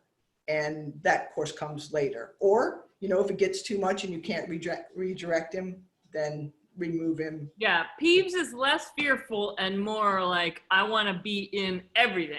Yes, yes, which is normal. He hasn't shown any fear, but yeah, I just want to be involved in everything. Yeah. And the other thing I do a lot too is if you don't have a place to put the puppy, like some people are all into X-Pens in the house or the yeah, no, he's great. So when he's walking around the house with you, sometimes we'll have people tether them, put him on his leash. So one, he's learning to be on a leash. Two, he's learning to walk with you and not chew on the leash. And so say you just want to wash the dishes and you don't want to stick him in his crate. He's right there. You can give him something. He's sitting beside you and you're rewarding the behavior to be with me. And then you don't have to know where did he go. Right, because right now he's like, he's not afraid of the dishwasher. He wants to climb in the dishwasher. That's right. That's right. And so like, how much do I like just put him in his crate so that I don't have to deal with it? Or how much, you know, sort of, like how much do I adjust my human stuff to accommodate the puppies? One of the things with crate training, and I don't know how everybody else feels, and especially with COVID, I remember when I got a puppy for Christmas, I was so excited because I had 10 days to spend with them before I had to go back to school. Now with our new puppies, we're spending too much time with them and they're not getting that quality sleep time in their crate. Oh. So we're working in our home office and he falls asleep underneath our chair. We think that's good, but it's really not. So it's if they're wild, I think everyone might agree, is that I like to put them on a schedule. You're a baby puppy. You're going to get up in the morning. You're going to go potty. I'm going to make your meal and I'm going to feed you in your crate because that's a great place to be. Then while you're eating, I can actually have a cup of coffee and not worry that you're doing something wrong. Then I'm going to come get you. We're going to go outside. We're going to play. We might do some obedience. We might do some sits, but then I have a 9 o'clock meeting. So you're going to go down and you're going to take a nap. You're 3 months old now. You can go 9 to 11:30. I'm going to take you out. We're going to repeat. We're going to go back in. We're going to nap from 1 to 3 and repeat. And if they stay wild and they're really, no matter what you do, like they go and you take them away and you keep moving, they're tired. They're tired and they don't get the quality sleep at your feet. It's cool, or sleeping in your arms, but they're kind of like one eye open. What are you going to do next? Are you going to move? Right. My question there? Absolutely, yeah. We've kind of figured out it's almost like having a human toddler in your house. Exactly. That's exactly like nap time is and Yes, you know. and away from, you know, some people keep him in their bedroom, but he needs his own quiet space that's away from the other dogs, away from the family, so that he can get some good sleep. Yeah. Was that that was that. Lisa, does that answer your question? So somewhat, we just, we had our first training session with our puppies in a group setting, and this facility is kind of an open air place, and it's near a hobby farm. So it was Beulah's first exposure to geese and to goats and to all sorts of things, and it made the training, the very first training, really, really hard, because she was curious, but she also wanted to escape, and she did a lot of barking at things, and I was trying to redirect that. But she also wanted to hide and run away. And so I was kind of, I don't know, the one puppy was fine, but Beulah was very, very nervous about that whole thing. So Would she eat a treat if you gave it to her? No, she just stopped. Yeah, so she was just basically, I would say, overwhelmed. It was too much stimulation too fast for her.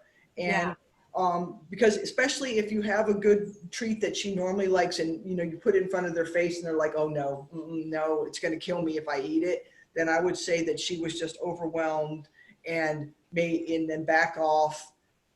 Sometimes, rarely, if they're that stressed, are they going to take a treat. So what I like to do is I think Bev said, you stroke them, you make them feel comfortable, and you just let them do nothing but take in the surroundings.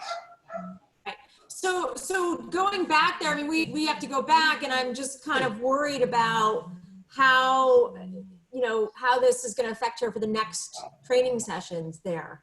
Is there a way that you can be farther back from maybe the geese, or the other dogs weren't bothering her, it was everything else? Yeah, it was pretty much everything around the whole class. It was just a lot there. I would try something higher value treat, maybe something she's never seen before, like baked chicken, or not a commercial treat, but something that's like, she goes, geese, and she goes, oh, so that may bacon, or, you know, believe it or not, there's two things that we found this treat, and I don't know if anybody else has ever used it. It's called Happy Howie. Has anybody ever used Happy Howie turkey roll? Happy Howie, yes. Chewy makes Happy Howie. I use the turkey because there's a beef and there's a chicken, but it looks like a Jimmy Dean sausage. Yep. And you cut it, and you can cut it fresh. Once you open it, you put it in the refrigerator. It's brought dogs that have, because it's not something they would ever have. Right. It's very inexpensive. It's like $4 at Chewy. Amazon. And you just cut it, break it up, and every day you have fresh. You don't have, I've gone away from the Zooks, the Clouds, the Blue Buffalo, any of those, because when I'm training a dog, two of those, it's like a McDonald's hamburger. They're like, I don't want any more. The other thing I use is Oscar Mayer makes, and I'm going to say this, a healthy turkey dog. No added nitrates stuff. It's no preservatives, no fillers. And I cook that in my air fryer, or you can microwave it or whatever, just enough to make it have a little bit of flavor instead of an uncooked one. Those are my two top training things. And it's something that they've never had. It's totally different, and it gets their attention. So if I have a really fearful dog, I'll bring those out. And the Happy Howie also has a lamb, which yes, they do. A lamb, a beef, yeah. a chicken, and a turkey. Right. And I go with turkey because I do so many puppies, and some, you know, have allergies already. And chicken is, if they're going to have an allergy, it's going to be with chicken. Right. So I go with turkey. And the hot dogs, the hot dogs, if you cut them in half and chop them into pieces, microwave them for 4 minutes, stir them, microwave them for 3 more. They get hard like treats. Yep. Then you drain them on paper towels, and you can freeze. If you do a whole pound, you freeze half of them, take them out when you need them to go to training. So, and with a dog, you should be able to get 100 treats out of one hot dog. That's the size treat we're looking for. So I cut it in half, cut it in 4s, cut them in little pieces so they're about the size of the mainly training treats, because the goal with positive training is not to feed your dog a meal, but find something that's rewarding that you can just give them. So it's, if I go through a whole hot dog in an hour training, well, you know, that's great. But if I went through half a bag of training treats, they're going to have a tummy ache the next day. One thing I'd like to add too, to piggyback on top of that, is one thing that works really well for us is distance. So if my dog is overwhelmed 10 feet away from it, find the distance where they're not as overwhelmed. So find the distance that they will take a treat from you and work from there. And just gradually go closer to that thing that overwhelms them. And that has been really successful for us. Absolutely. I agree. Lisa, can you take the puppy to the training field in advance of the training when there's no other dogs? So, and just take her for a walk. Don't expect anything. Just have her sniff and then take her home. Yeah, I mean, it's a hike, but it would be fine to do that. I mean, she needs that exposure because she's not getting that now. So to be able to go to her first class and kind of everything was just way overwhelming. Yeah. And it was really hard for her. But if she goes to the same field without certain overwhelming elements, let's say only geese are there, but other dogs and other people are not, maybe she'll be fine with that. And then combine it with Robin's suggestion about the distance. And I wouldn't teach her or try to have her sit or do anything. I would just let her be and process the environment. And when she's nice and calm, you take her home and you go, yeah, what a good girl, and do the treats. So she's like, this is the greatest thing ever. Yes. Or you can desensitize her to the environment, the more she'll learn at the class. Right. Yep. I'm just one of those people that would talk to the teacher. I mean, teachers should be able to handle different dogs in a situation. And that's what I would do, because you were probably so frustrated or frazzled, I would have been, trying to calm her down and all of that, and just call the teacher and say, okay, what should I do? And good idea. The teacher be aware so he or she can help you too. Great, thanks. Does anybody else have any final questions? I'm going through the Zoom chat. Are you going through the Zoom chat, Robin, by any chance? So is Carmen. Carmen's been monitoring it all night. Carmen's in charge. So Carmen's the one, and she and I have been like checking it and talking to each other to see if that question was answered. And so, I promise I'm not ignoring you guys. Sure. There were some questions about bones. Yes. So we had bones and how, and that's kind of a brief question too. I think some breeders have different feelings on bones and their dogs. So anybody that wants to chime in on that question, when are they old enough for bones? I start my puppies on bones when they're babies, but I know a lot of breeders say that's not what they do. So anybody that has information on that, feel free. Are you talking like hard bones or what kind of bones? Raw bones. Okay. Yeah, so I feel like there's like a varying degree of, what people like, because a lot of people like raw hides, a lot of people like butcher bones, all that stuff. Personally, we give our dogs elk shed. So they cut them up, they can lick the marrow out and all that stuff. And then once they're done with it, they're like, yeah, okay, it's not going to easily break. Coming from a little bit of a more experienced background. Yeah. I used to work at a vet's office, but I've seen a lot of dogs that have gotten bone fractures and obstructions in their stomach lining, in their intestines and stuff, because, if a sliver of bone comes off, you're not going to notice it, Right, but personally, myself, we love the elk antlers because they don't shatter. And I mean, they love the marrow inside of it, but it does. I mean, does anybody else prefer like raw hides or, stuff like that? We played with raw bones. I don't like raw bones because the dogs bring them to the house, and the meat and the stuff that's raw stays on the carpet, and then ants show up, and then it just goes downhill from there. Ooh. But it keeps their teeth clean. Yes. So from time to time, I bite the bullet. and we buy the big knuckle bones. So the chances of the splinters is low. And then Ozzy brings me that nasty, nasty bone. And he's like, dude, can you hold it for me? Because I can't quite reach to that little corner.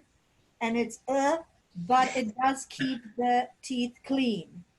I don't do rawhides anymore. We used to. I don't do it. We chew either ears, cow ears, or bully sticks, but they smell so bad that I don't like that. That's another bite the bullet moment. And I started getting the esophagus or the braids, like the natural chews that won't get stuck somewhere in their insides. So that's my adventures on bones. But they will keep the teeth clean, natural bones. That's Rachel. The mayhem begun. It's 6 o'clock. Time to go crazy. Oh, geez. So it looks like maybe our only other question is how do you get senior dogs to play with puppies? We covered that a little bit at the very beginning, but if anybody has any advice they would like to share on that question, I think that's our only other question left in our chat that we haven't covered. How old senior? 10. Don't get them playing with the puppy. My point is let the poor older dog decide on his or her own. That's right. Yeah. I don't think you could make an older dog play with a puppy. Right. From personal experience, you know, they're going to be like, oh God, it's, you know, another puppy. They're so hyper. They're so annoying. And then as that puppy ages, then they'll start being like, okay, maybe you're not so bad. Or, oh my gosh, you know, will you play tug of war with me? And then they'll start gradually getting into it. Right. Yeah. But when they're that young and that old, it's kind of like, you know, big brother, little brother kind of thing, where it's like, you're just annoying, get out of here. But Yeah. Harry started bringing toys to my 13-year-old and drops in front of her. And she's like, you crazy, not buying. And he's like, okay, I'll drop it in front of someone else. So I don't make the seniors play. I let him decide. And You can't make him do anything. what were you saying, Marilyn? Well, Barley was 5 when I got Gable, and so he wasn't a senior, but he was definitely mature. And right away, they started to play and have a wonderful time, and I was thrilled about that. But about 3 weeks later, Barley came up to me and basically said, okay, I'm done, send him back. And it was a matter of, okay, now we all have to find the time to be together. Sometimes somebody wants to play and the other one doesn't. And I found that when Barley didn't want to play, what I did with Gable was I took over and I played with him so that Barley could rest and be out of the picture. And then then we were all together, but it wasn't putting pressure on any one of the 2 dogs to interact with the other one. And eventually they find, you know, it's like water seeks its own level. Eventually they find what works for them. And if you have more than one of the older dogs, I think everybody has to find their place in the relationship. But when it's one dog older, one dog younger, they have to figure out what's going on. But the one thing I know I did, and I'm really happy that I did it, was that I treated Barley as the alpha dog right from the very beginning. And Gable would try to usurp that position and I wouldn't let him. And now, you know, without Barley now, Gable is suddenly the alpha dog and he loves it, but it's the first time in his life he's been able to do that. So that, with that comes a different perspective on his own life. And that's when it happens. Okay, I'm gonna phone ring here. Yeah. Thank you, Marilyn. But I wouldn't let the puppy harass the old dog. That I wouldn't, because it's bad habit, and we kind of already talked about it a little bit. So at the beginning, we also talked about giving that senior dog a place to retreat from the puppy. That's right. Where the puppy cannot get to him. That's very helpful for both dogs, I think. That's why That's what God made crates. That's true. Exactly. Any other questions on anything or things that you wanted to find out tonight that we didn't cover? If so, feel free to unmute your microphone and let us know. While you're thinking, I just want to thank everybody for being here and let you know that we have some more Otter Talks coming up. We've got the seizure speaker from the Nationals on the 27th of August. And we're going to follow that up with a Otter Talk about coping with dogs that have seizures, how to live with that, and some strategies that are available to you. And then we're going to follow that up with health problems, big and small. So those are the Otter Talks that are coming up. If you're a member of the club, those are all going to be on the Groups IO calendar. You're always welcome to let me have your email address, and I'll put you on an email list when I invite everybody else. And we also record the Otter Talks, and they're on YouTube and available to everybody under the Otterhound Club of America channel. So you're more than welcome. And everybody's always welcome to join Otter Talks. You do not have to be a member of the club. You're more than welcome to invite anybody that you think would be interested. So with that being said, if there's any more questions, feel free to holler. Becky, yes. So, Robin, I just wanted to say that the conversation from Dr. Moana, who's going to be doing the talk on seizures, that will not be recorded for us. However, Dr. Moana will make available to us another recording that will be similar to what she is going to be presenting. So that will go on Otterhound University. Awesome. Is that going to be just on the website or for purchase? That will be on the website for members only. So awesome. If you're not enrolled as a members only member of the Otterhound University, you could send me an email to vp@otterhound.org. Thank you, Becky. That should be a really interesting webinar. I'm looking forward to that. Mm-hmm. Hi. Very good. Carrie, did you have a question?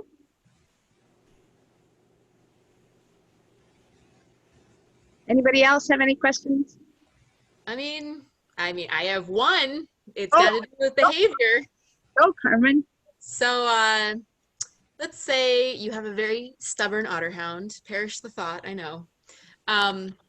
And they're having a more difficult time with potty training.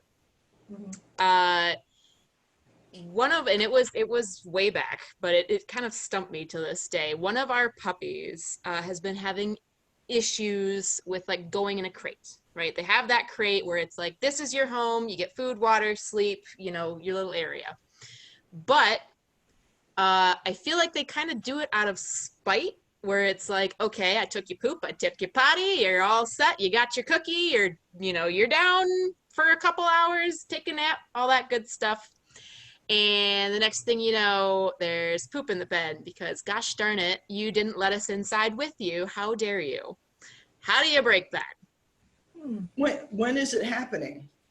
I mean, like what part of the day? Is it all the time, or is it at night, or is it during the night or in the morning? It's kind of sporadic. When she did it, it was never really in the morning. They'd usually, you'd food and water, they'd get that morning nap in, they'd go down for some play. You bring them back up maybe around noonish, 1 o'clock. And, that was about the point because, mom works from home. Right. Where, they would go in their pens for the afternoon nap. And, she would have a hissy fit, essentially. They're watered, they're fed, they're pooped, they're peed. I mean, everything's out of this dog, but for some reason, Do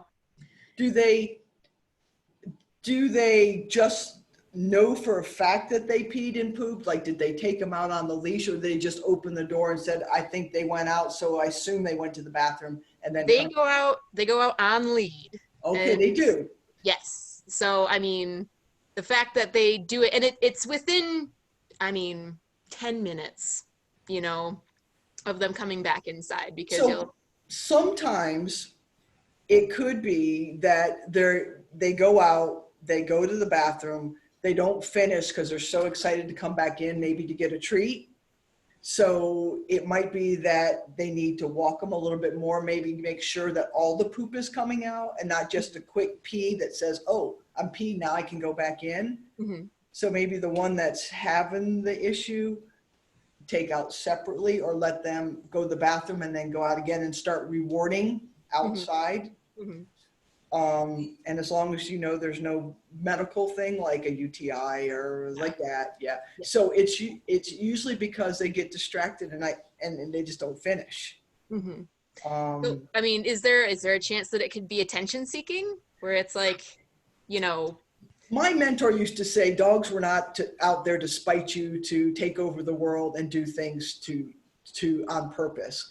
So I kind of, sometimes I believe it, sometimes I don't, because you know, you'll have a dog that goes out that then comes in and pees on your stuff. So I don't know if it's, I don't know what anybody else feels about it, but I don't think so. I think it's usually that I'm being distracted and I'm not They forget. getting everything out, and they forget because it's a learned thing. So I know some people say, yeah, they went out, they come back in and they go to the bathroom on the floor, but do you know they went? And they just get distracted, or they want to mark a little bit, and then they forget to completely empty their bladder. right? And I mean, she grew out of it. I mean, Yeah. within a year, she was over it. But you know, I always thought to myself, is like, is this you pay me back because you aren't allowed to sleep on the couch right now? yeah. Like, what's going on? Right. Well, they don't quite have the control of the bladder and I guess of all their digestive system all end to end. And combination with distraction, meaning, oh my God, there's so much going on, so I pee because I have to, but I don't have time to finish because there's something else going on. And then she comes back and in the crate, she's like, I'm just, crazy. And then when she settles down, she's like, oh, by the way, I forgot. I forgot. Yeah. So, I would say that maybe in this case scenario, I would give her 5 minutes to have a fit and then take her out by herself. Exactly. I was going to say the same thing. It's sort of like if you brought them out in the morning and they went all night, they didn't go to the bathroom, and they squatted and went psst, just a tiny bit and said, okay, I'm ready.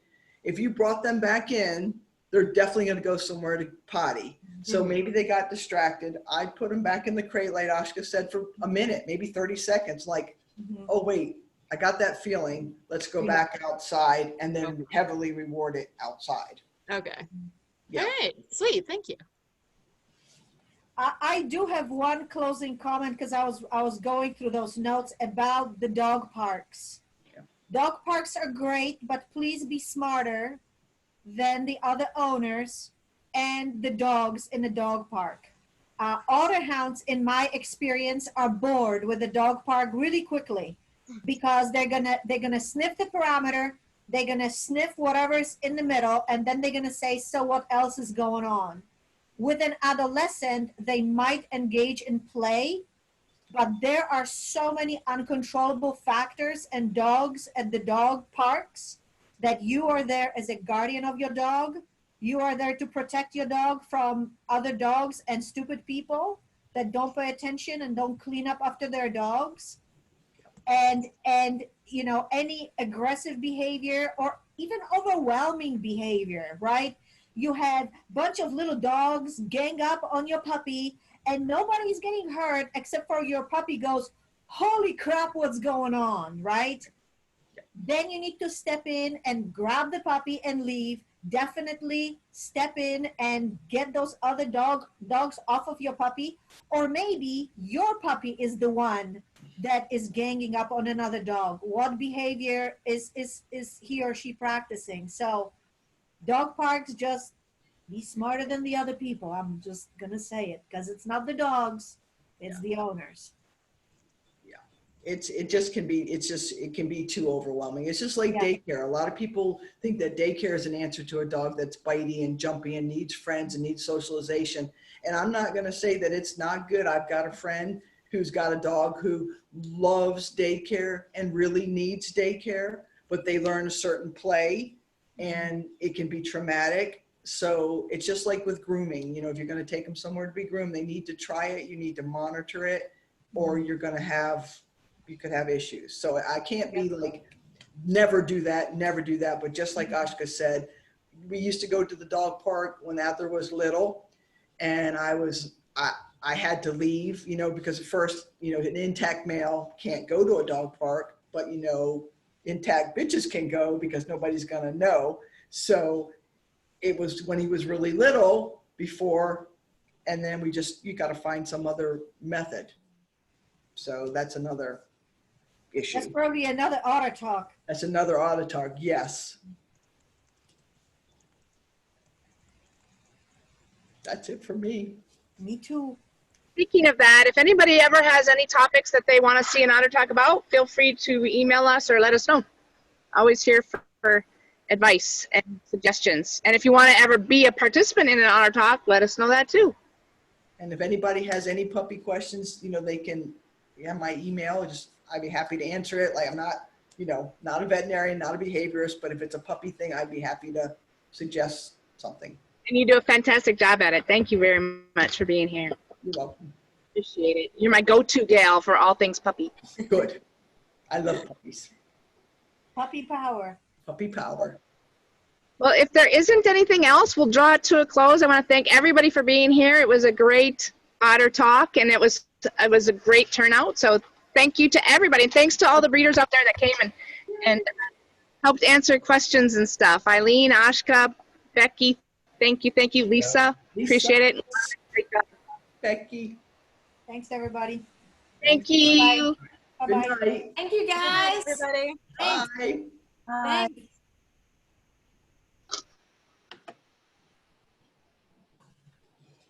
That was a good one.